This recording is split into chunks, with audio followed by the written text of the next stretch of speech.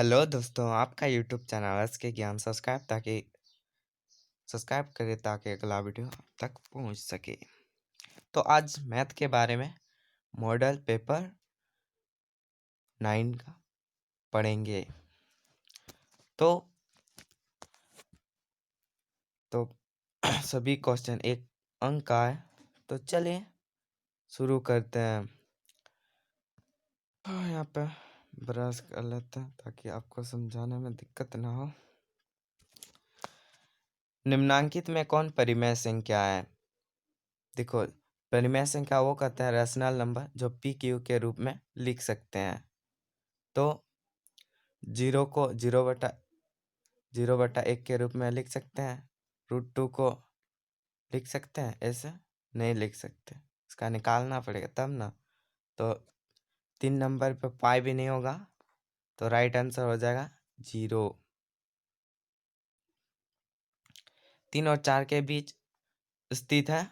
देखिए इसको 3 और 4 के बीच है 3.5 से बीच में है कि नहीं? 4 के बीच में 3 के बीच में भी होगा, तो इसको निकालिए। 35 7 दूनी 7, तो सही आंसर हो जाएगा 7/2। निम्नलिखित में परिमेय संख्या कौन है जो पी क्यू के रूप में नहीं लिख सकते? नॉट इज इक्वल टू 0, जो पी क्यू के रूप में नहीं लिख सकते हैं। तो इसका देखो 3 पी क्यू के रूप में लिख सकते हैं? नहीं। 2 हो जाएगा, ये भी नहीं लिख सकते, तो इसका सही आंसर हो जाएगा पाई।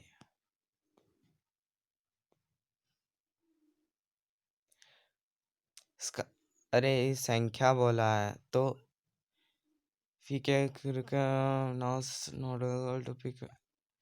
ये राइट हो जाएगा 2 नंबर।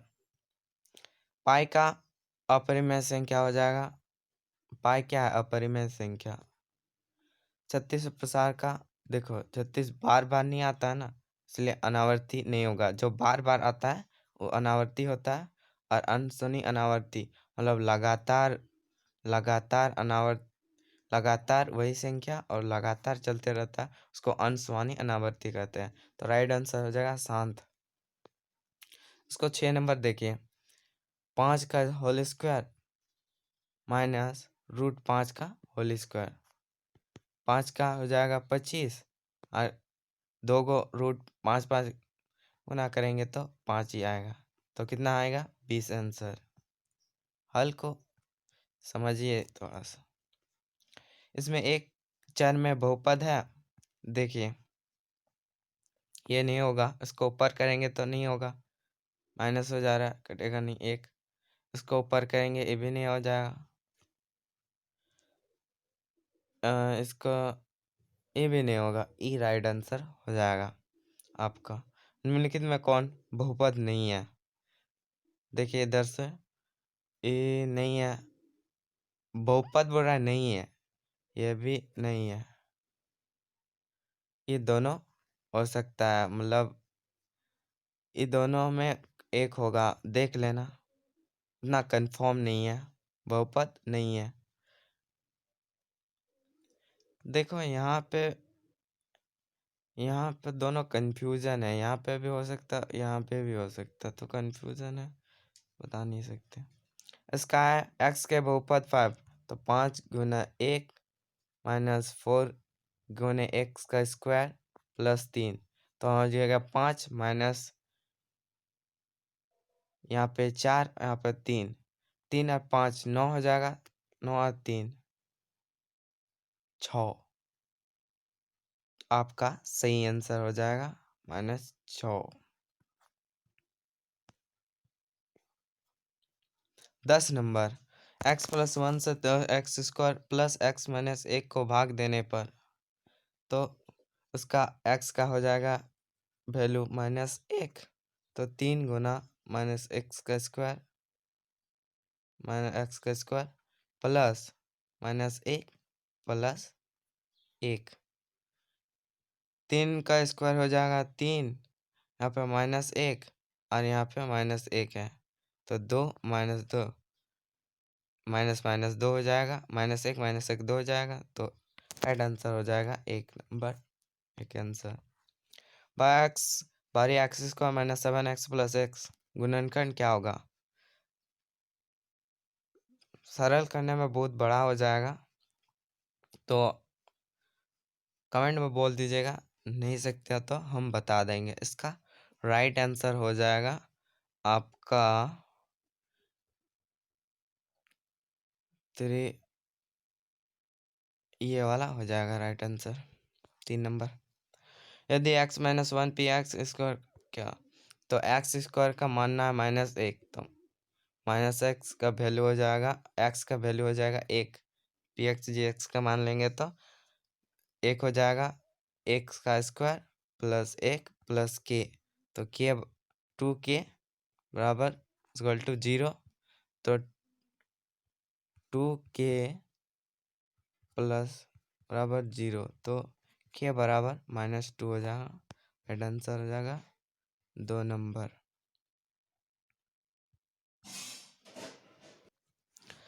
क्वेश्चन नंबर 13, इनमें से 2 चर वाले रैखिक समीकरण, तो एक चर x हुआ और दूसरा चर y हुआ, इक्वल टू 1, तो राइट आंसर हो जाएगा 2 नंबर।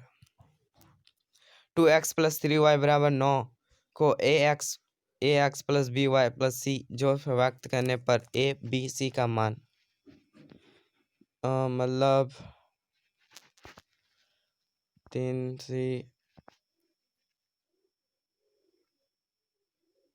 इसका नहीं पता, हमको पता है मगर गलत हो जाएगा शायद से, मेरा अनुमान से। 15 कौन समीकरण है, तो राइट आंसर होगा 4.0, इसको बना लीजिएगा। और एस अक्ष और वाई अक्ष के कटान बिंदु को कोटि कहते हैं, राइट आंसर हो जाएगा 2। एस का निर्देशांक को क्या कहते हैं, तो निर्देशांक को भुज कहते हैं, देखते हैं ना, ए x1 y2, तो भुज कहते हैं।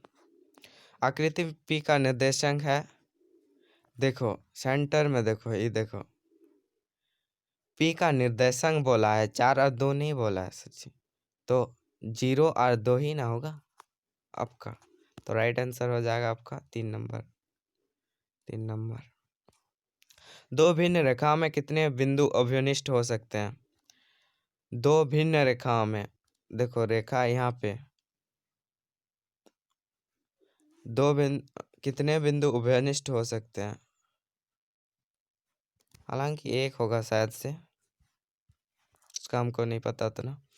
जो वे वस्तुएं जो परस्पर संपाती होती है वो होता है बराबर। 54 का संपूरक कौन होता है? 90 और 54 माइनस कर दो, बचेगा 6, 60 हुआ 38, 36, नहीं 54, 90 और 54 माइनस करेंगे तो हो जाएगा 6। ये क्वेश्चन गलत दिया हुआ है क्या? ना पूरक कौन 180 डिग्री होता है भाई?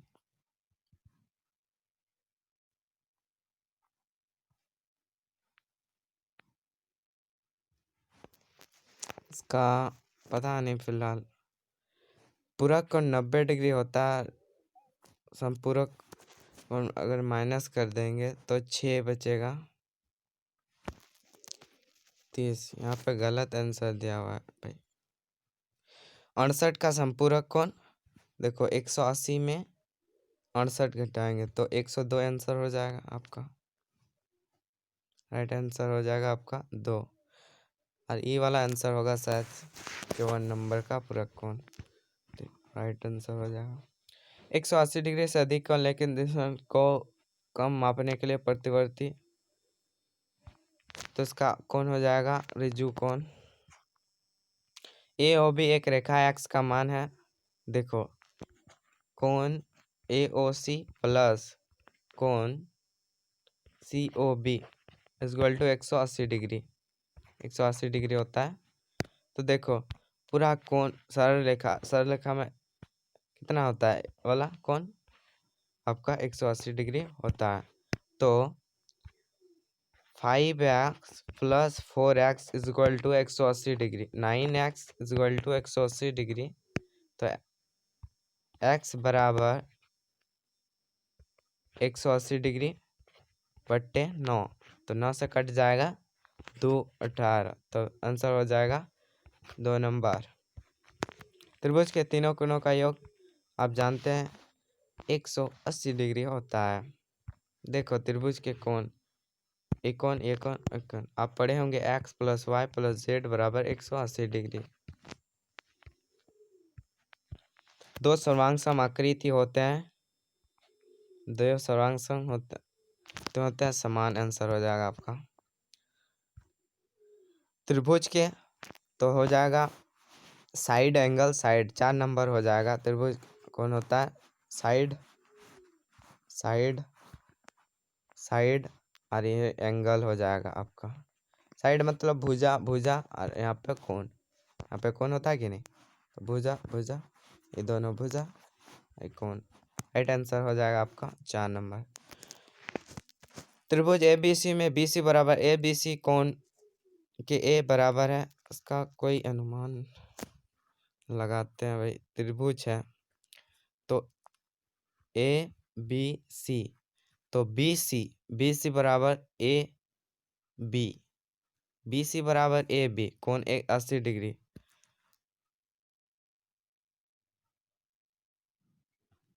तो E भी मतलब हो जाएगा 80 डिग्री हो जाएगा भी। राइट आंसर जाएगा एक हो जाएगा। चतुर्भुज के अंत कोणों का योग क्या होता है? चतुर्भुज के अंत कोणों का योग होता है आपका 360 डिग्री। एक चतुर्भुज के कोण 3:5:9 के अनुपात है। देखिए 5/3 इसका हो जाएगा 5×3 = 2, 2×3 = 6/15। नहीं ऐसा नहीं होगा, आपको आंसर बता देते हैं। इसका आंसर हो जाएगा 108। कुछ भूल होगा तो कमेंट में जरूर से बताना।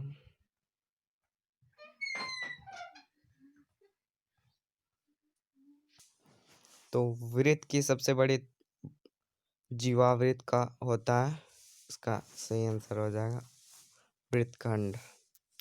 अर्धवृत्त का कौन होता है, तो इसका राइट आंसर हो जाएगा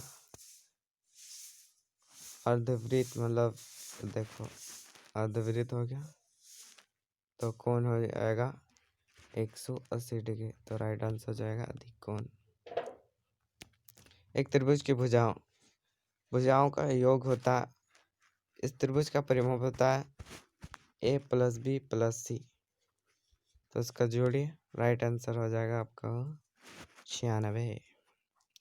एक त्रिभुज की भुजाएं 40 सेंटीमीटर, 24 सेंटीमीटर, 32 सेंटीमीटर। त्रिभुज का क्षेत्रफल देखो इसका चाल ऐसे निकालना पड़ेगा, जैसे 40, 24 और 32 को गुना करें 2 6 6 2 3 5 5 4 9 96 हो जाएगा। 96 को 2 से काटिए तो हो जाएगा 3 और 2, तो S के रूप में फिर लिखिए S बराबर A, S बराबर C, S बराबर C। त्रिभुज का क्षेत्रफल हो जाएगा 32 नहीं 96 को काटे से 2 से तो कितना आया 2 4 8 16 8 40। ऐसा करके हल कर सकते हैं 48/40। इससे नियम बैठा के आप हल कर सकते हैं, इसका कोई अनुमान नहीं है मेरे पास। एक त्रिभुज जिसका किनारा बराबर x है, जिसका पार्श्व पृष्ठ क्षेत्रफल देखो, फिर घन देखो, घन की बोरा पृष्ठ क्षेत्रफल 1 2 3 4 हुआ कि नहीं, 4, तो 4 हो जाएगा आपका 4a²। एक घनाभ के किनारे का कुल संख्या कितनी होती है? देखो घनाभ ऐसा होता है, किनारा 1 2 3 4, तो 4, और यहाँ पे इधर इधर है, इधर एक घन है, इधर घन है, और नीचे ऊपर, तो किनारा बोले तो 4, हर घन का, इसका आंसर हो जाएगा 12। अभी नहीं समझा सकते भाई लोग। इसका आंसर होगा 2h, उसका पार्श्व पृष्ठ क्षेत्रफल, ये पार्श्व पृष्ठ क्षेत्रफल हो जाएगा 2 12b + bh + hL। Right answer हो जाएगा 3 नंबर। एक गोला जिसकी त्रिज्या r है, इसका आयतन होगा 4/3 πr/πq। मिलान चिन्ह 5, देखिए इसको काटने से 5 होता है, और दिया हुआ है 4, यही 4 हो गया, 5 + 4 कितना होगा, 9। राइट आंसर हो जाएगा 9। इसको बोलते हैं, हमेशा ध्यान रखो, 5 4 दिया हुआ है, जोड़ेंगे तो 9 हो जाएगा। एक निश्चित घटना की प्रायिकता 1/2 चिट और पॉट होता है ना, तो एक ही आएगा, एक से क्या को छाड़ रहे हैं, तो 1/2 परिणाम आ सकता है चिट और पॉट। आप समझ ही होंगे। अच्छा लगा तो सब्सक्राइब करें और हमें हमारे साथ जुड़ जाइए।